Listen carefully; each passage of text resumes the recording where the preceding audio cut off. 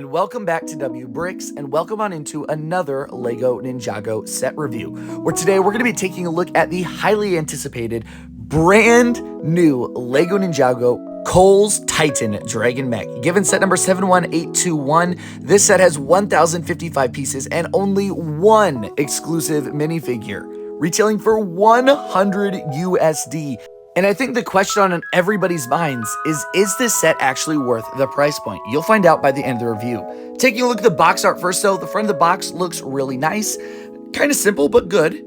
Moving around to the first side of the box, as always, there's quite literally nothing going on here.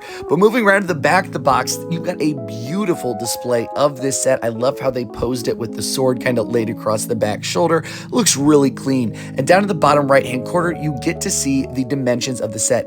This set stands at 17.5 inches tall. That's pretty dang cool. You know what else is pretty dang cool? No thumb tabs on this box. That's right, there's actual tape. Around to the other side of the box, you have this really nice picture of Cole, but I would have preferred the Mech pilot suit here. I think it would have fit better.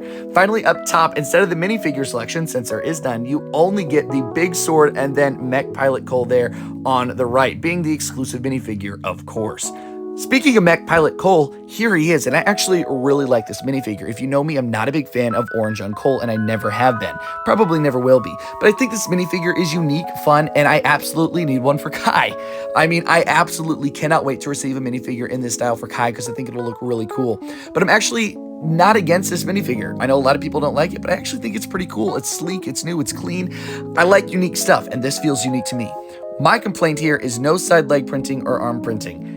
If they're only including one minifigure, they could have at least gone all out on it. And there's just kind of the normal level of printing here. I would have expected a lot more. But speaking of the minifigures in this set, the fact that there are no other minifigures in this set is completely absurd. This is the first time in Lego Ninjago's history where they have only put one minifigure in a $100 set. I mean, they don't even put one minifigure in a $20 set. This is completely ridiculous, and we're going to talk more about this at the end of the video because it's definitely a serious topic. Finally, taking a look at the Titan Mech itself, right off the bat, this thing looks absolutely incredible to the naked eye. But when we get up close, I'm going to point out a massive flaw with this entire set.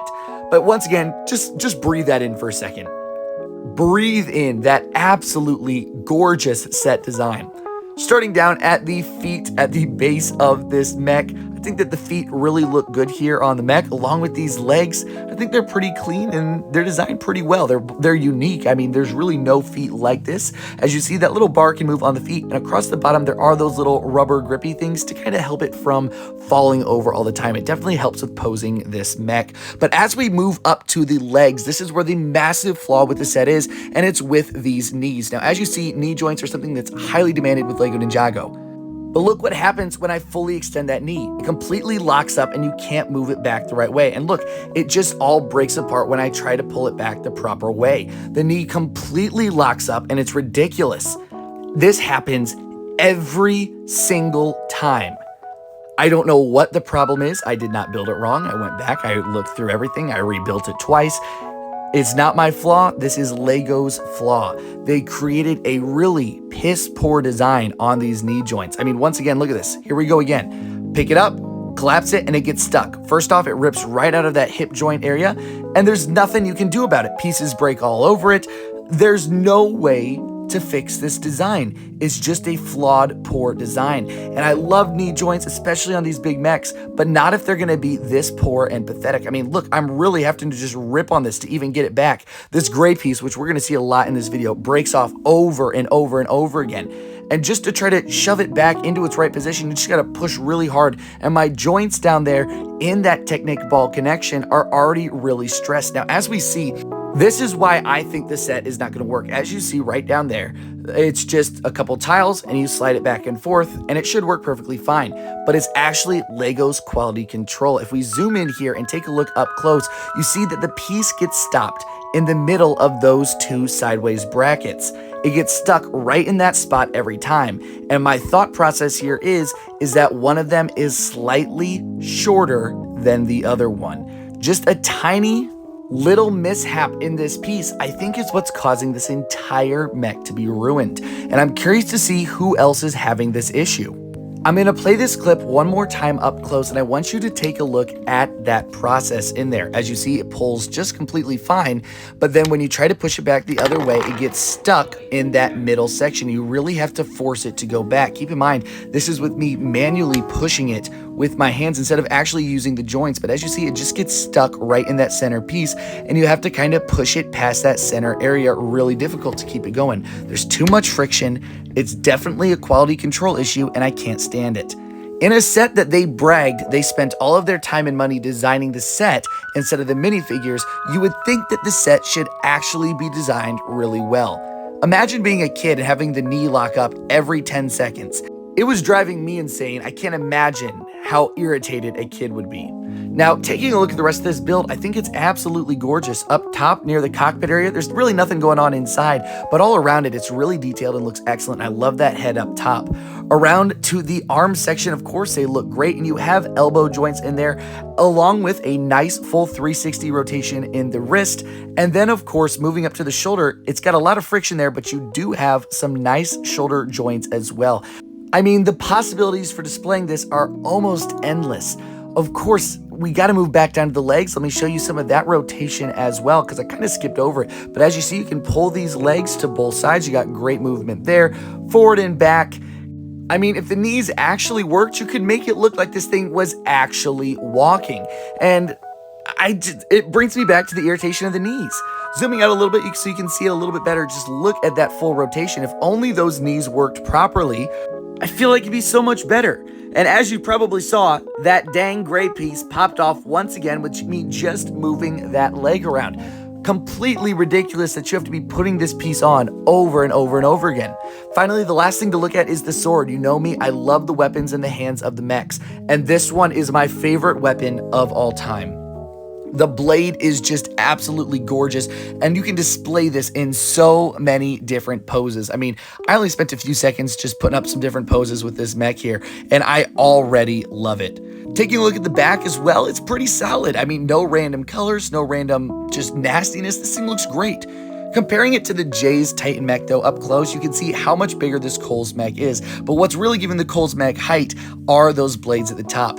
But I do have to say that I think the J mech was executed better than this mech. The knees on the J mech were better, and the elbows, I think, are much better as well. They felt more smooth when you moved the elbows of the J1 compared to the locking kind of elbow style that they went with for Cole. Overall, I think that this mech looks really dang good for display. But that does not mean that this set does not have flaws. This set has quite a few flaws. Like I said, pieces fall off all the time, the knees don't work out properly, and one minifigure is something I will never be able to look past. This wave of LEGO Ninjago sets was already severely deprived of villain minifigures. I mean, we only get like 5 of the Claw Mask Warriors in the purple and red, and that's if you buy everything. If they would have thrown in maybe another one of the Claw Mask General guys, a couple of the Claw Mask Warriors, and maybe thrown in that Cinder from the Tournament Arena Battle, this would be a 9 out of 10 set. But because they skimped on the minifigures, I can't give it to them. The other thing the designers came out and said is that they didn't put minifigures in this set was to perfect and really use the entire budget of this set entirely on the Titan mech. And when they say that, I'm going into this expecting a solid 10 out of 10 build. Yet at the end of the day, it clearly is not, and especially not for kids. As a kid, I would have been driven insane if these pieces were breaking off all the time. If my knee locked up every time I touched it, I would not have played it with it. I would have taken it apart, dumped it into a bin, and then just made my own thing out of it. This is not a solid LEGO set for children at all. It's made for adults. It's made for adults alone. If they want to argue this is a kid set, where are the other minifigures? Because who are the kids actually playing with this set? No one. They're not playing with any villain minifigures. They've got nobody to fight with the mech. They've got nothing. And also, it's just not compatible for kids. I don't care what images they put on their website. No kid can sit down and enjoy playing with this when the pieces fall off every 10 seconds. Literally, you move the leg and that gray piece just flops off. Or you move the knee, it locks up, and all the pieces break off the knee. It's not realistic for any kid out there. If you're a parent looking to purchase this set for your kid, I would highly recommend staying away from this one. I think there's plenty of other good options in LEGO Ninjago right now, and this is not one of them for your child. If you're an adult collector like me and you want a nice display piece, you'll probably like just displaying this up where you don't have to worry about the knee joints or the pieces breaking off every 10 seconds. But we still do need to be talking about these minifigures because no matter how many times people want to ignore it, Lego is going downhill, and these are serious issues that need to be discussed. Never in the history of Lego Ninjago have they done this. They're getting bolder. They're raising their prices, they're dropping the piece counts, and now they're taking away minifigures from us. What else do they have to take away from us in our sets for people to wake up? I don't know what else it takes. Stop watching LAN, stop watching these kiss-ass people, and pay attention to real, honest reviews like myself.